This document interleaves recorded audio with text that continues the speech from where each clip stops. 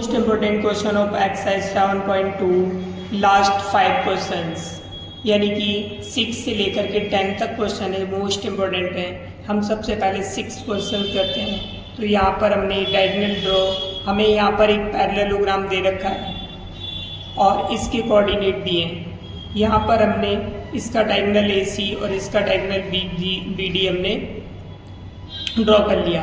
अब हम यहाँ पे क्या करेंगे, हमें यहाँ पर x और y की वैल्यू फाइंड करनी है। तो x और y की वैल्यू फाइंड करने के लिए डायगोनल AC का जो मिड पॉइंट है वही डायगोनल BD का मिड पॉइंट होगा। तो यहाँ पर हम लिख सकते हैं diagonals of parallelogram bisect each other, ये एक दूसरे को बाइसेक्ट करते हैं। तो हम लिखेंगे mid point of AC is equal to mid point of BD। जो AC का मिड पॉइंट होगा वही BD का मिड पॉइंट होगा। तो यहाँ पर मिड पॉइंट फॉर्मूले से हम सॉल्व करेंगे मिड पॉइंट फॉर्मूला। तो हमारा मिड पॉइंट फॉर्मूला क्या है, x1 plus x2 upon 2 y1 plus y2 upon 2।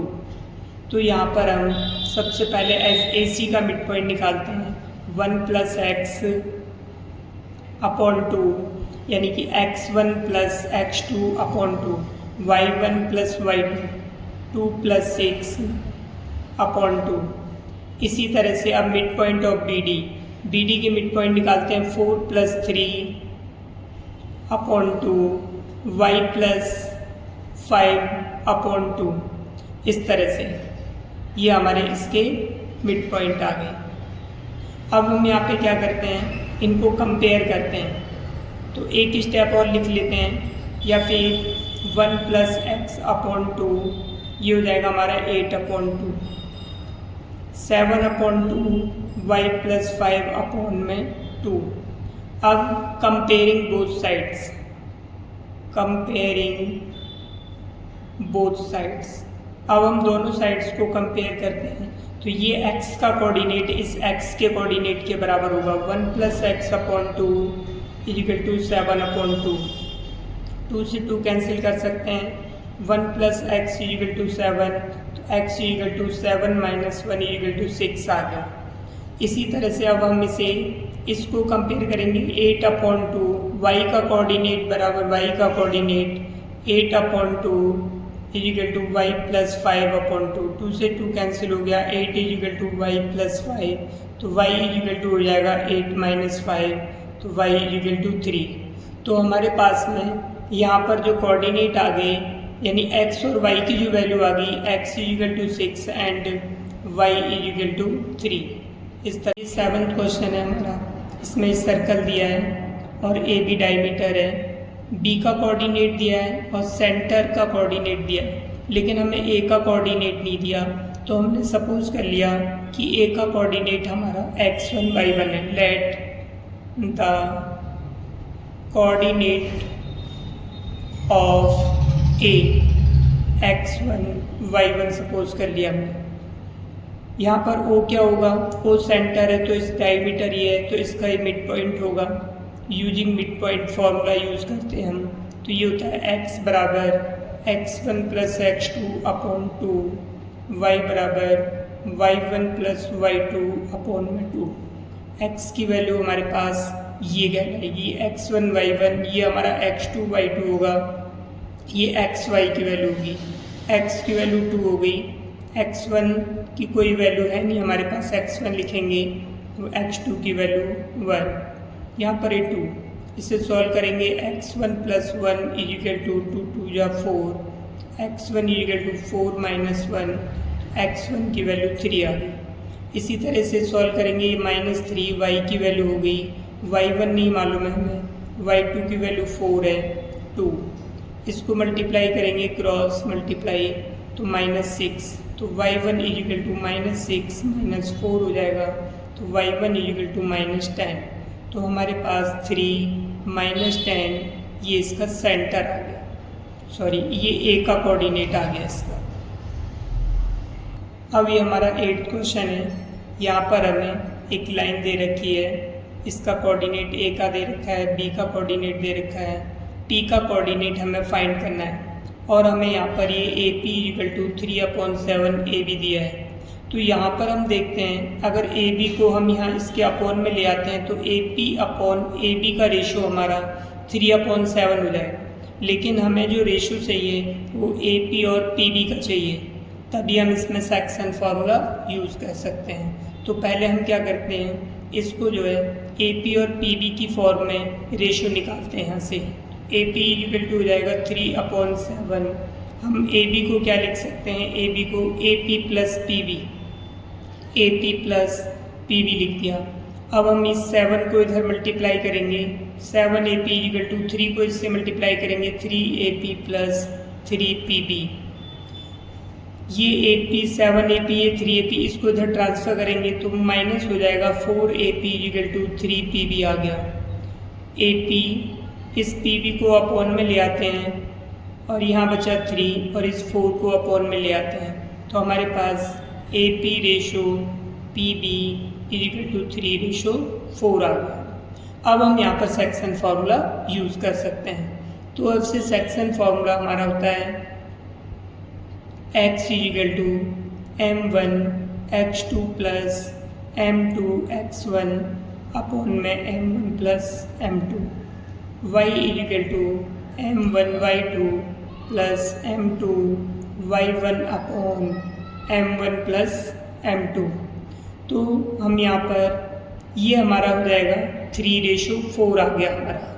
तो ये हमारी m1 की वैल्यू, ये m2 की वैल्यू, ये वाली x1 y1 की वैल्यू और ये x2 y2 की वैल्यू।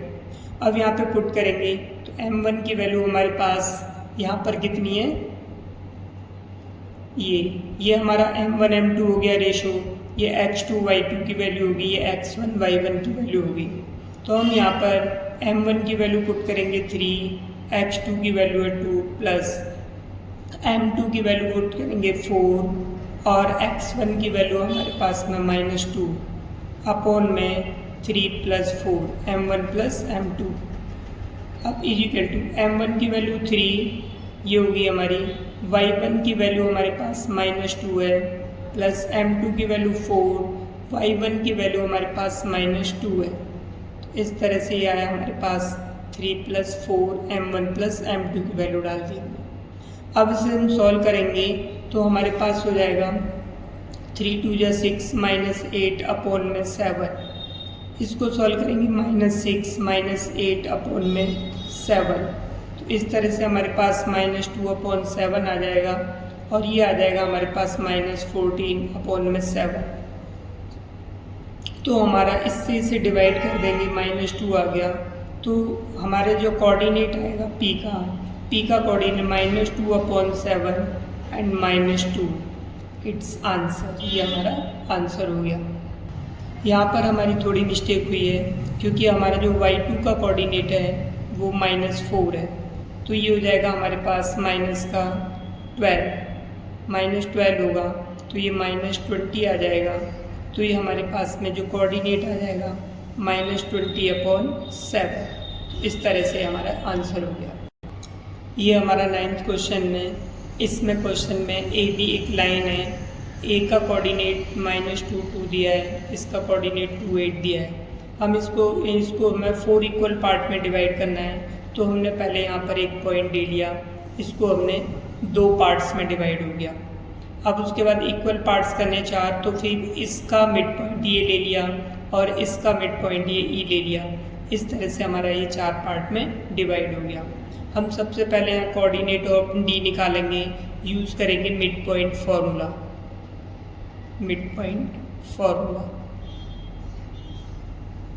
तो हमें डी का कोऑर्डिनेट निकालना है, तो लिखेंगे mid point of A B का मिड पॉइंट क्या है हमारा डी, तो ये डी निकालेंगे हम। तो हमारा फॉर्मूला होगा x1 प्लस x2 बटे 2 y1 प्लस y2 अपॉन में 2। ये हमारा मिड पॉइंट फार्मूला होगा। तो तो मिड पॉइंट ऑफ ए भी निकालेंगे तो -2 + 2 अपॉन में 2, 2 + 8 अपॉन में 2।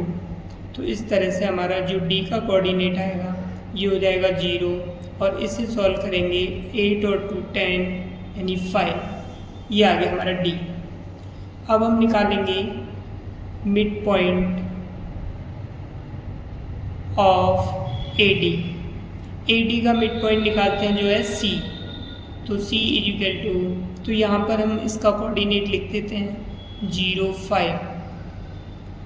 तो अब सी का कोऑर्डिनेट निकालेंगे तो -2 + 0 अपॉन में 2, 2 + 5 अपॉन में 2।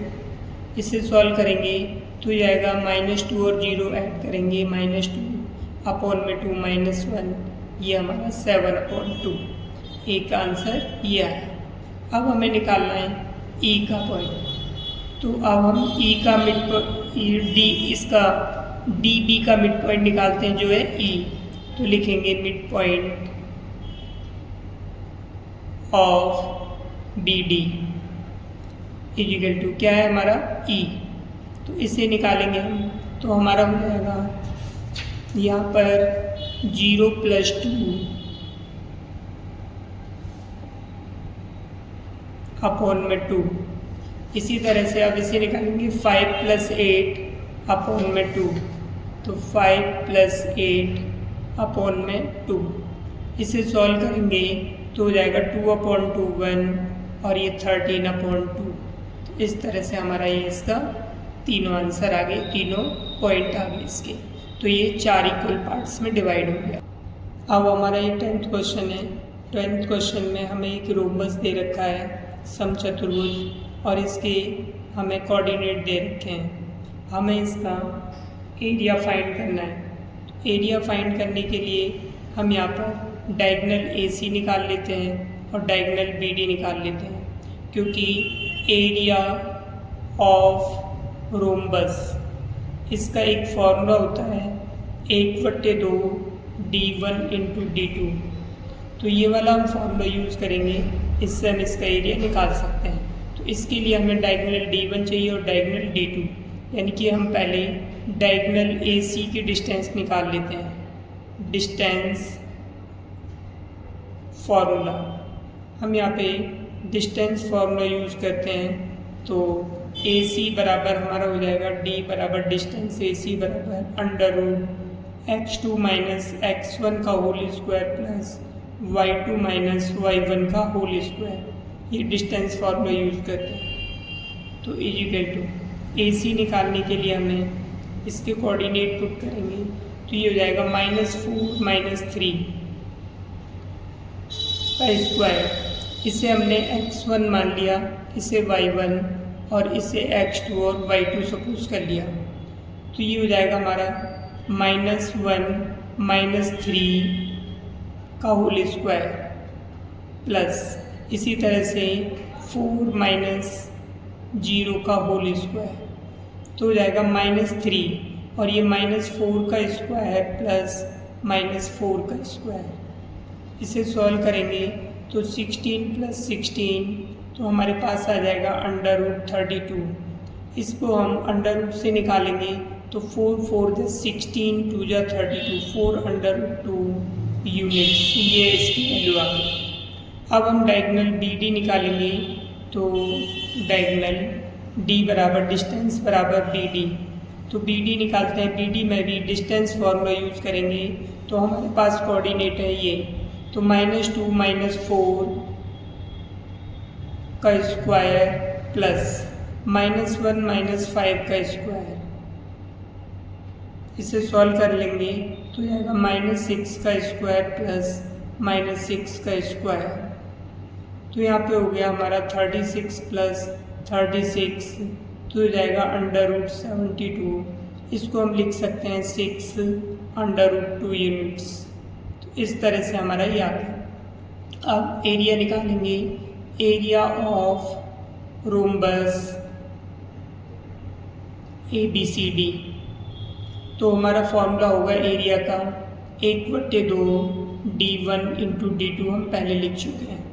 तो 1/2 D1 की वैल्यू हमारी है 4√2, यानी कि पहला डायगोनल हमारा 4√2, दूसरा है 6√2। 2 से हम इसे डिवाइड कर देंगे 2 टाइम्स, तो हमारे पास आएगा 2√2 इंटू 6√2। √2 को √2 से मल्टीप्लाई करेंगे 2 आ जाएगा। 2 6 जा 12, 12 2 जा 24 यूनिट्स। तो इस तरह से इसका एरिया 24 यूनिट्स आ गया। अब हम नेक्स्ट क्लास में कोई न्यू चैप्टर स्टार्ट करेंगे।